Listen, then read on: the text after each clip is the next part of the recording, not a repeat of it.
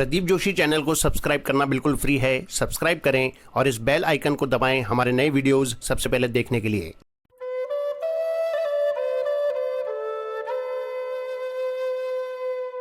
स्वामी रामसुखदास जी महाराज को शत शत नमन। आज का विषय है सेवा की महत्ता।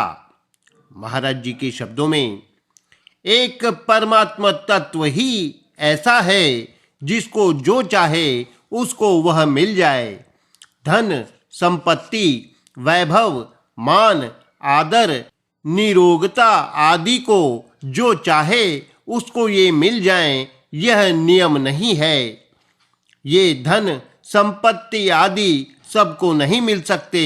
मिलेंगे तो थोड़े बहुत मिलेंगे, एक समान नहीं मिलेंगे।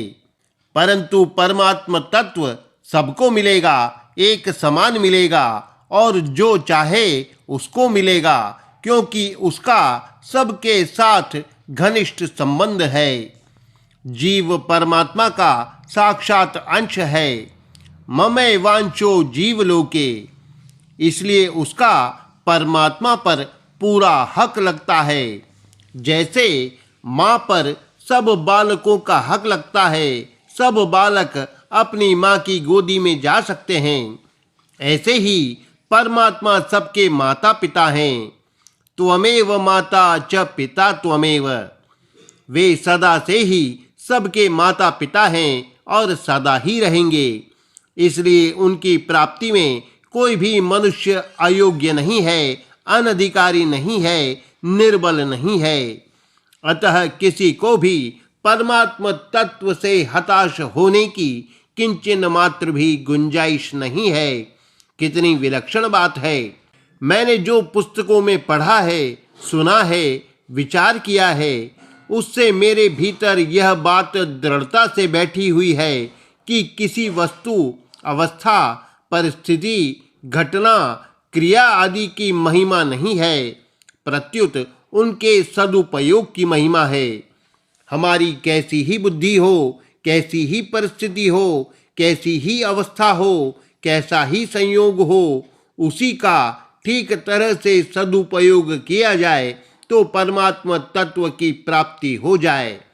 कारण कि मनुष्य जन्म मिला ही इसलिए है। कबहु करी करुणा नर देही, देत ईस बिनु हेतु सनेही। बिना हेतु कृपा करने वाले प्रभु ने कृपा करके मनुष्य शरीर दिया है, तो क्या भगवान की कृपा निष्फल होगी? भगवान की कृपा कभी निष्फल नहीं होती। हाँ, इतनी बात है कि भगवान ने मनुष्य को स्वतंत्रता दी है। इस स्वतंत्रता का वह चाहे जो उपयोग कर सकता है, चाहे इसका सदुपयोग करके परमात्मा तत्व की प्राप्ति कर ले, अपना कल्याण कर ले, और चाहे इसका दुरुपयोग करके 84 लाख योनियों में अथवा नरकों में चला जाए। वास्तव में यह स्वतंत्रता भगवान ने मनुष्य को अपना कल्याण करने के लिए दी है। अतः मनुष्य क्या करे? उसके भीतर इस बात की लगन लग जाए कि परमात्मा तत्व की प्राप्ति कैसे हो। रामायण में आया है, एक बानी करुणा निधान की, सो प्रिय जाके गति न आन की। भगवान का एक स्वभाव है, एक बाण है कि जिसका एक भगवान के सिवाय दूसरा कोई सहारा नहीं है, वह भगवान को बहुत प्यारा लगता है।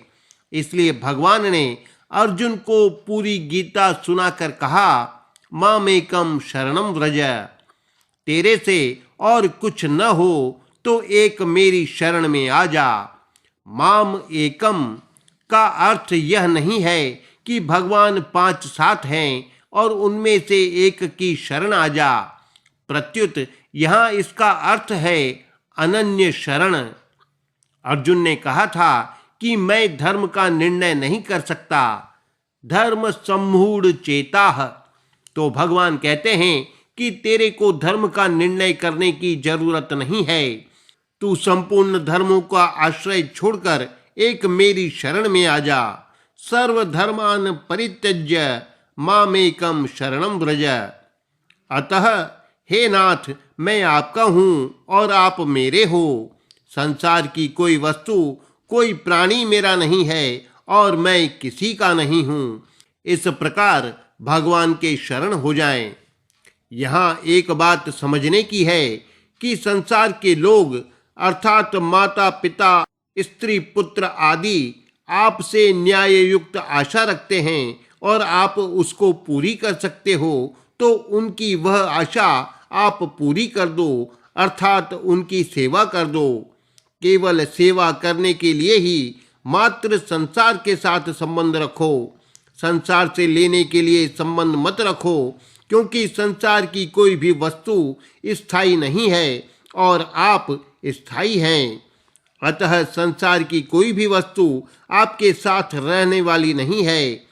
इसलिए जितने आपके संबंधी या कुटुंबी कहलाते हैं, वे चाहे शरीर के नाते हों, चाहे देश के नाते हों, चाहे और किसी नाते हों, उनकी सेवा कर दो। कारण कि आपके पास जो वस्तुएं हैं वे उनकी हैं, उनके हक की हैं। उनका हक उनको दे दो। उनसे लेने की इच्छा रखोगे तो आप पर उनका ऋण हो जाएगा। ऋण होने से मुक्ति नहीं होगी, कल्याण नहीं होगा। उनकी सेवा करने से कल्याण होगा। अतः संसार के साथ संबंध केवल उसकी सेवा के लिए ही रखना है, अपने लिए नहीं। सेवा के लिए संबंध रखोगे तो सब राजी हो जाएंगे। कुटुंबी नाराज तभी होते हैं जब उनसे हम कुछ लेना चाहते हैं। अगर उन पर अपना हक न मानकर केवल उनकी सेवा ही करना चाहेंगे तो कोई नाराज नहीं होगा। अतः संसार में रहने का बढ़िया तरीका भी यही है और मुक्त होने का तरीका भी यही है। दोनों हाथों में लड्डू हैं, दुहूं हाथ मुद मोदक मोरें।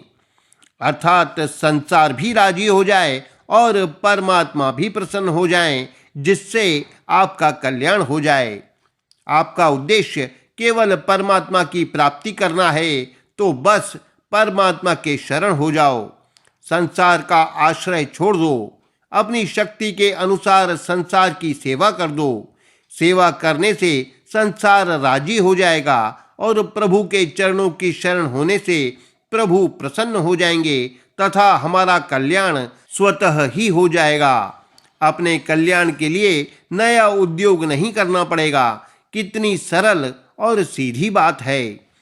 लेने की इच्छा से मनुष्य का संसार के साथ संबंध जुड़ता है और देने की इच्छा से संबंध टूटता है। यह बड़ी मार्मिक बात है। लेने की इच्छा से जोड़ा गया संबंध बांधने वाला होता है और देने की इच्छा से जोड़ा गया संबंध मुक्त करने वाला होता है। इसलिए सेवा करने के लिए ही संबंध जोड़ो, सेवा लेने के लिए नहीं। जैसे सेवा समिति वाले मेला महोत्सव में सबका प्रबंध करते हैं, सबकी सेवा करते हैं। कोई बीमार हो जाए तो उसे कैंप में ले आते हैं और उसका इलाज करते हैं।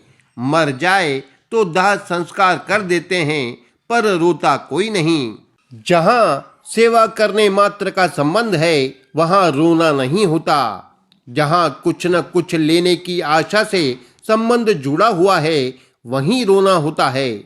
लेने की इच्छा ही गुणों का संग है, जिससे जन्म मरण होता है। कारणम गुण संगोस्य सद सद्यो निजन्मसु। सेवा करने का भाव असंगता लाने वाला है। अपने धर्म का, कर्तव्य का पालन करोगे, दूसरों की सेवा करोगे तो वैराग्य पैदा होगा। धर्म ते बिरति जोग ते ज्ञाना। जैसे स्वयंभू मनु ने अपना कोई स्वार्थ न रखकर धर्म सहित प्रजा का पालन किया, उसका हित किया, तो उनको वैराग्य हो गया। वैराग्य होने पर वे स्त्री सहित वन को चले गए। उन्होंने प्रजा के हित के लिए राज्य किया, इसीलिए उन्हें वैराग्य हुआ। अगर वे अपने लिए राज्य करते तो उन्हें वैराग्य नहीं होता। जहाँ लेने की इच्छा होती है वहाँ राग पैदा होता है। राग अज्ञान का चिन्ह है, अज्ञान की खास पहचान है। रागो लिंगम बोधस्य, जो रागी होता है वह अज्ञानी होता है। सेवा करने से संबंध उसका जुड़ता है जो कुछ लेना चाहता है, और लेना वही चाहता है जो शरीर और पदार्थों के साथ मैं और मेरा का संबंध रखता है। जिसको सेवक कहलाने की भी इच्छा नहीं है, प्रत्युत केवल दूसरों को सुख पहुँचे, आराम पहुँचे, उनका भला हो, उनका कल्याण हो, इसके लिए ही तन से, मन से, वचन से, धन से, विद्या से, बुद्धि से, योग्यता से, पद से, अधिकार से सबको सुख ही सुख पहुंचाता है। मन में सबका हित ही हित करने का भाव रखता है, वह मुक्त हो जाता है। जैसे पानी में रहकर पानी को अपनी ओर लोगे तो डूब जाओगे, और हाथों से, लातों से मारते रहोगे तो तर जाओगे। इसी तरह इस संसार समुद्र में जो लेना चाहता है वह डूब जाता है, और जो देना ही देना चाहता है वह कभी नहीं डूबता। भगवान और उनके भक्त अर्थात संत महात्मा बिना कारण सबकी सेवा करने वाले हैं। हेतु रहित जग जुग उपकारी, तुम तुम्हार सेवक असुरारी। इसलिए वे बंधते नहीं। वे बंधे क्यों? उनके तो दर्शन से ही मुक्ति हो जाती है, कारण कि उनमें स्वार्थ है ही नहीं, किसी से कुछ लेना है ही नहीं, प्रत्युपकार की इच्छा है ही नहीं। इसलिए सेवा करने से बंधन नहीं होता।